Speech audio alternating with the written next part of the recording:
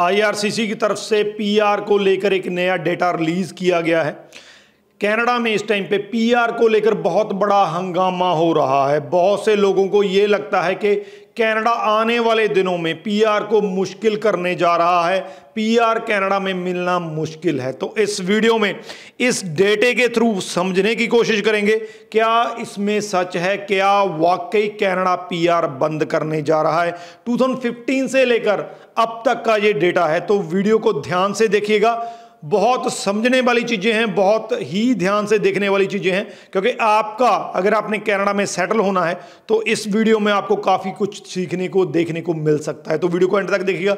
उससे पहले हमारा यूट्यूब चैनल जरूर सब्सक्राइब कर लीजिए, क्योंकि इस पर आपको ऐसी ही यूनिक वीडियोज़ देखने को मिलती हैं। तो बात करते हैं इस नए डेटे की। ये डेटे का जो ईयर है वो 2015 से स्टार्ट होता है। ये इसलिए होता है क्योंकि 2015 और 16 के बाद काफ़ी लोगों ने कनाडा में जाना शुरू किया। लिबरल्स की गवर्नमेंट आई, उन्होंने इमिग्रेशन पॉलिसी को जो है वो काफ़ी लीनियंट कर दिया ताकि मैक्सिमम टू मैक्सिमम लोग जो है वो कनाडा में जाके काम कर सकें, वहाँ पे जाके सेटल हो सकें। उनकी जो इमिग्रेशन पॉलिसी है बहुत ही ज़्यादा लीनियंट मानी जाती है, तो इसलिए ये 2015 से स्टार्ट हो रहा है। सबसे पहले मैं दो तरह का आपके सामने रखूँगा, इंडिया की तरफ से भी रखूँगा और टोटल भी रखूँगा, यानी कि कितने लोग उस साल में इंडिया से जो है पीआर हुए हैं और टोटल कितने हुए। अगर 2015 की बात करें 39,000 जो है जब उससे ज़्यादा लोग इंडिया से पीआर हुए हैं। इसके अलावा अगर टोटल बात करें तो 2,71,840 लोग जो हैं उस टाइम पे वो पूरे वर्ल्ड से पीआर हुए हैं। 2015, 16, 17 जब हम इनको देखते हैं ये डाटा कॉन्टिन्यूसली इंक्रीज हो रहा है। जैसे 2019 की बात करें तो ये 85,000 है जो इंडिया से पीआर हुए हैं, जबकि जब पूरे वर्ल्ड की बात करते हैं तो 3,41,000 के अराउंड जो है लोग वो पूरे जो है दुनिया से इसमें पीआर हुए हैं। जब इस ग्राफ को आप देखते हैं ये ग्राफ कॉन्टिन्यूसली बढ़ रहा है 2019 तक। अब बात करते हैं, एक ही फिगर आपको इसमें नीचे लगेगा, वो है 2020 में इंडिया से 42,000 लोग जो हैं वो पीआर हुए हैं। अगर पूरे वर्ल्ड की बात करें तो 1,84,000 लोगों को कनाडा की पीआर मिला था। तो ये एक ऐसा साल है, ये ऐसा मोमेंट था कि जो हम सबको पता है कि वक्त उस टाइम पे कोविड था, पूरी दुनिया बंद थी। उस टाइम पे बहुत कम लोगों ने अप्लाई किया, जब बहुत कम लोगों का पीआर अप्रूव हुआ, नंबर ऑफ एप्लीकेशंस कम गई, नंबर ऑफ एप्लीकेशन अप्रूव भी कम हुई। तो ये एक लौता साल है पूरी फिगर में, जो आप फिगर देख रहे हैं कि जिसमें ये डाटा नीचे आया है, जिसमें ये ग्राफ नीचे आया है। इसमें नीचे आने का कारण कोई पॉलिसी चेंज नहीं है, इसमें कोई नीचे आने का कारण कोई नया रूल नहीं बनाया गया, इसमें नीचे आने का कारण सिर्फ और सिर्फ कोविड था। अब जब हम 2020 से आगे चलते हैं, 21 में फिर से इसने उछाल लिया 1,27,000 के अराउंड इंडिया से और 4 लाख के अराउंड जो है पूरी दुनिया से लोगों को पीआर मिला। 22, 23 ये कॉन्टिन्यूसली इंक्रीज करता गया। अब 23 में बता देता हूं, 23 में 1,39,000 में इंडियन लोगों को जो है पीआर मिला है, और अगर पूरे दुनिया की बात करें तो 4,71,000 है। तो 2023 तक का जो ये डाटा है जो कॉन्टिन्यूसली इंक्रीज हो रहा है, नंबर ऑफ इमिग्रेंट्स का नंबर इंक्रीज हो रहा है। अब बात करते हैं 2024 की, जिस टाइम पे ये साल चल रहा है। 2024 का ये जो डाटा मैं आपको बता रहा हूं ये अप्रैल तक का है, पहले 4 मंथ का डाटा है।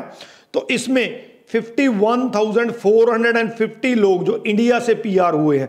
अगर हम इसको कंपेयर करें 2017 से, अगर 2024 के पहले 4 महीनों को अगर 2017 के पूरे साल से कंपेयर करते हैं तो दोनों इक्वल हैं, आंकड़े पूरे इक्वल हैं।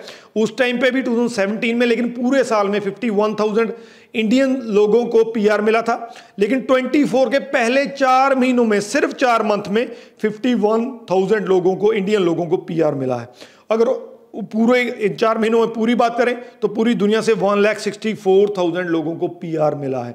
अगर हम इस फिगर को जो पहले 4 महीने वाली है इसको पूरी साल में ऑन एन एवरेज डिस्ट्रीब्यूट करते हैं तो ये 4,95,000 से ज़्यादा बनता है। तो कहीं ना कहीं पे कनाडा 5 लाख लोगों को पीआर इस साल में देने वाला है। तो अगर 4,95,000 या 5 लाख लोगों को पीआर अभी मिलना है, जिसमें से 1,64,000 को मिल चुका है, तो अब भी 3,30,000 वो लोग पड़े हैं पूरी दुनिया से जिनको इस साल में पीआर मिलना है।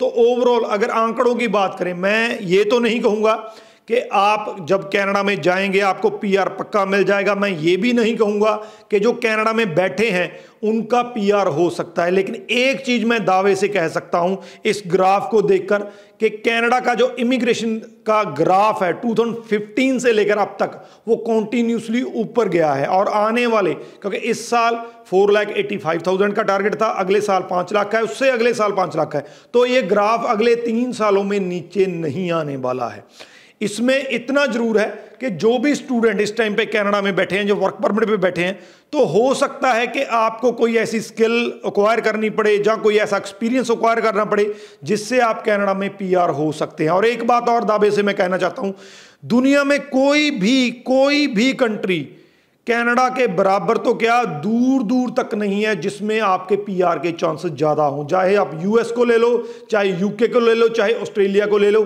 कहीं पे भी परमानेंट रेजिडेंसी इतनी आसान नहीं है जितनी कनाडा में है। फर्क सिर्फ इतना है कि पहले पीआर बहुत जल्दी हो जाता था, अब थोड़ा सा टफ हो गया है, इसीलिए हम लोगों को अब कनाडा जो है वो टफ लगने लगा है। क्योंकि जब पहले चीज बहुत आसानी से मिल जाती थी, अब थोड़ा सा स्ट्रगल से मिल रही है, तो नेचुरली है वो हमें लगता है कि भाई अब तो ये टफ हो गया है।